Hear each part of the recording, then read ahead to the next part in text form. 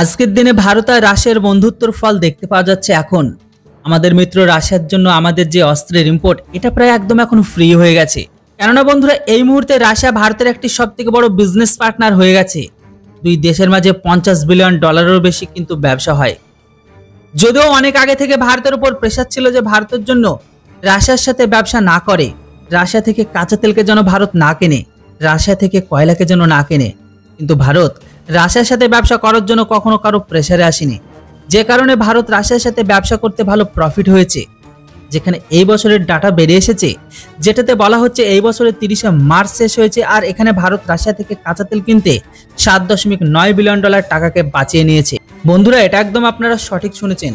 Bharat Russia থেকে কাঁচা তেলকে কেনার কারণে এত টাকা বাঁচিয়েছে। মানে ভারত রাশিয়া থেকে কাঁচা তেল কেনাকে প্রায় একদম ফ্রি করে দিয়েছে।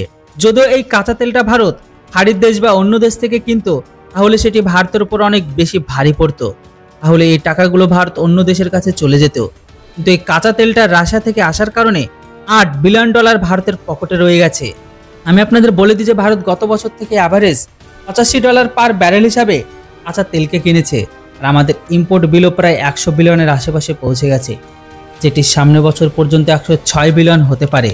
আর যদি আমরা রাশিয়া থেকে এইভাবে কাঁচা তেলকে কিনতে থাকি, আর এইভাবে কিনতে থাকলে ভারত এই বছরে যতটা লাভ হয়েছে ঠিক ততটা লাভও কিন্তু সামনে বছরে হবে।